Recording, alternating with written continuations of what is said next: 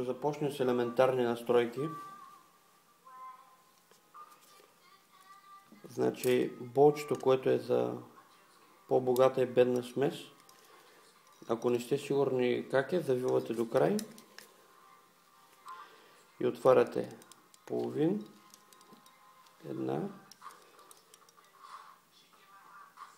един оборот и половина. Защо отворих един оборот и половина? Защото абсолютно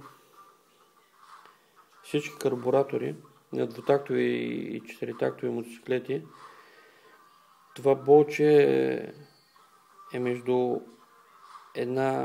един оборот и половина и 3 оборота отворено.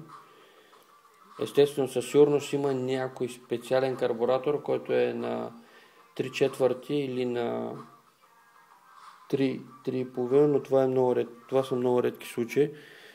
Затова я казвам, че оборот и половина 2 е едно добро начало да започнете вашите настройки. Иглата.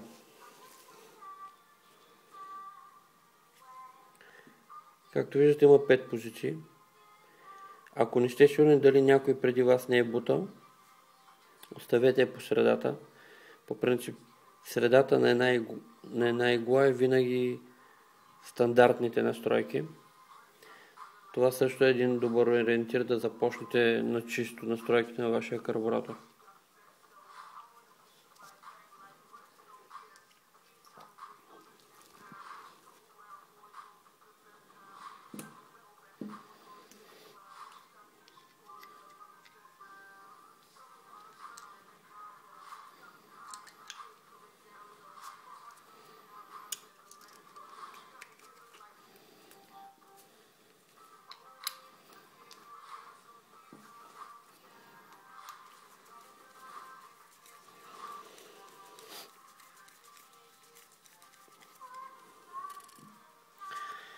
Добре.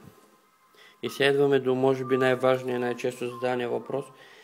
След като сменим цилиндърът на нашия скутер, например от 50 кубика, го превърнем в 70 кубиков, от какво се нуждаем? Най-често задавания въпрос.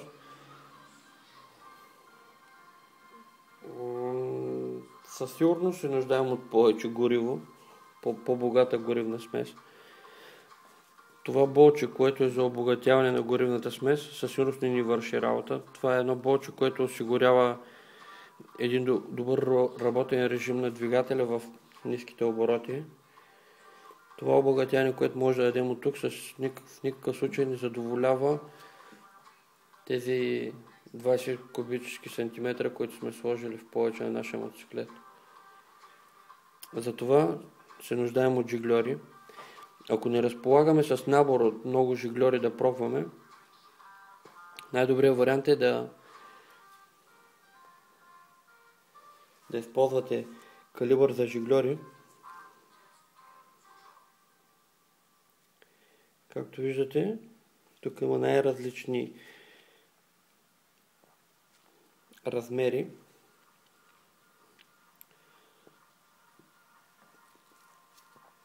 Този жигльор, който имаме на нашия карбуратор, е 70. Със сигурност ще трябва да го преправим да е по-голям.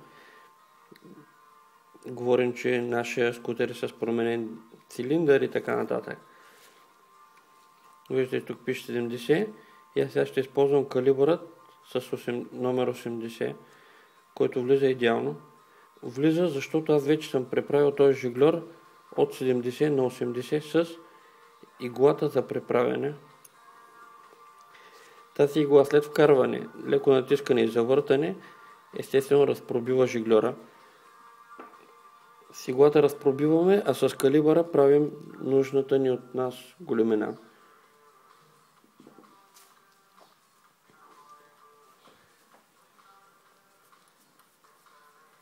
За тези от вас, които за първи път монтират и правят такава промяна на двигател от 50 на 70 кубика, ще ви кажа, че ще е най-добре да почнете да правите жигльора с по 5 пункта по-голям. 5 например на 70-75, пробвате. Ако е малко, после правите 80, ако пак ви е малко 85 и така докато достигнете нужната големина на жиглера. Мисля, че това е всичко за днес. Ако имате въпроси, питайте. Ще се радвам да ви отговоря с добро видео.